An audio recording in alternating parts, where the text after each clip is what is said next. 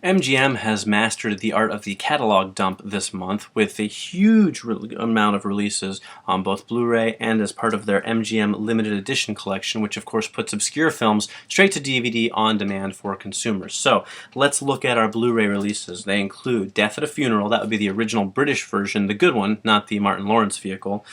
New York, New York, with the Martin Scorsese film starring Robert De Niro and Liza Minnelli.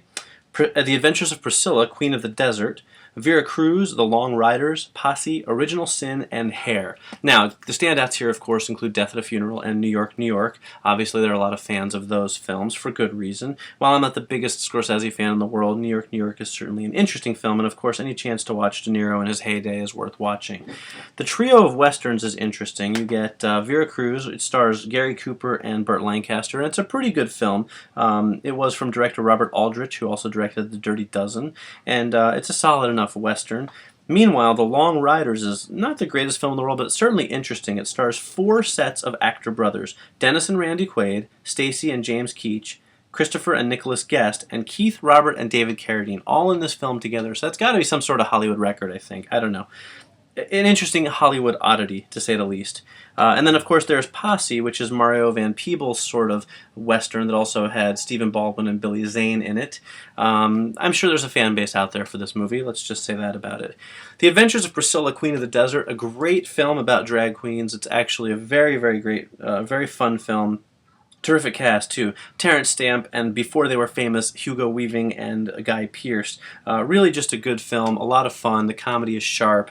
I really enjoy that movie. Original Sin is a tepid thriller starring Antonio Banderas and Angelina Jolie, mostly notable for the fact that Angelina Jolie is largely naked for much of the film, or at least parts of the film, and I'm sure there are people out there who will certainly enjoy watching this movie. Again, it's not one I'm a huge fan of. And then we have the original Hair.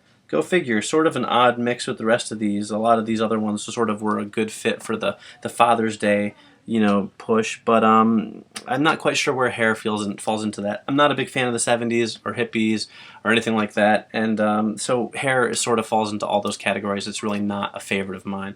Now, most of these discs they're all on Blu-ray. Most of them offer your pretty standard Blu-ray upgrade. I mean, there's not one of these that really stands out as some amazing audio-visual presentation. You get slightly better picture quality, slightly more vibrant colors. Your surround soundtracks maybe have a little bit more presence to them, although for the most part they're pretty standard. Sort of very kind of front-centered, a little bit of rear surround activity. There isn't any particular disc that really stands out.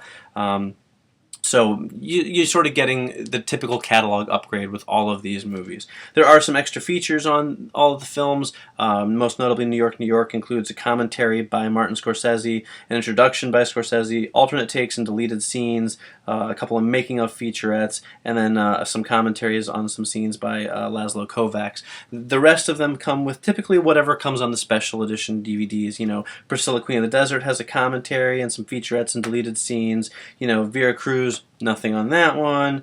The Long Riders, nothing on that one. Posse, nothing on that one. Original Sin includes an audio commentary and a music video. And then Hair, of course, comes with no extra features either. Now, moving on to the MGM limited edition collection, we have a ton of new releases. They put out like 20 of them a month. The ones that I got this time around include Call Me Bwana, The Fourth War, Haunted Summer, Johnny Cool, The Rose Garden, Report to the Commissioner, My Gun is Quick, and Keaton's Cop. And basically you have every kind of movie known to man here from every decade for the past 50 years. And these are for the diehard fans. If you're somebody who loves these films, you're going to enjoy being able to order these DVDs on your own. Most of them are pretty much presented in a standard format. There's no major remastering done or sound remixing. There are no extra features on any of the discs.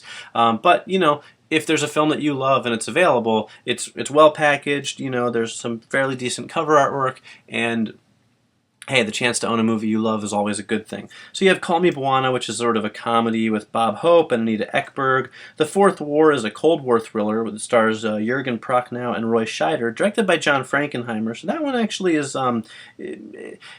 it's a decent film. It's entertaining in times. There's some pacing issues with it, but it certainly isn't not worth watching if you like the people involved with it. Haunted Summer is an interesting one. It deals with Lord Byron and Percy Bysshe Shelley, as well as Mary Shelley.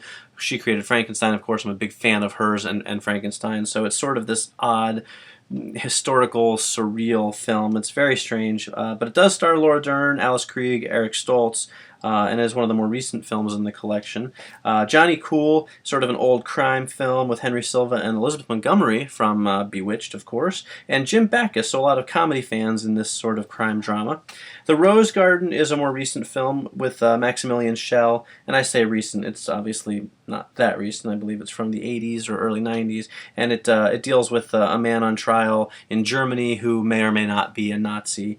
Interesting stuff there. Again, not the most exciting film in the world, but certainly some good performances. Maximilian Schell, like I said, Liv Ullmann, Peter Fonda are in that one. Report to the Commissioner. Michael Moriarty plays a cop. It's sort of a cop against the system film. Music by Elmer Bernstein. That's always a good thing.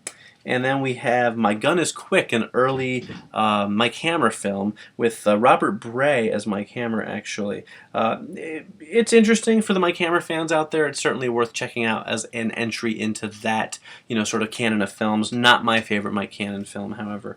Finally, we have Keaton's Cop, a very odd film it's kind of an action comedy with Lee Majors, Don Rickles, and Abe Vigoda. And with a cast like that, I think you sort of just have to check out a movie like that. So there you have it. Again, none of these films are amazing, but I really do like what MGM is doing with their limited edition collection. It really gives fans a chance to sort of own some movies that they love that the rest of the world has forgotten about.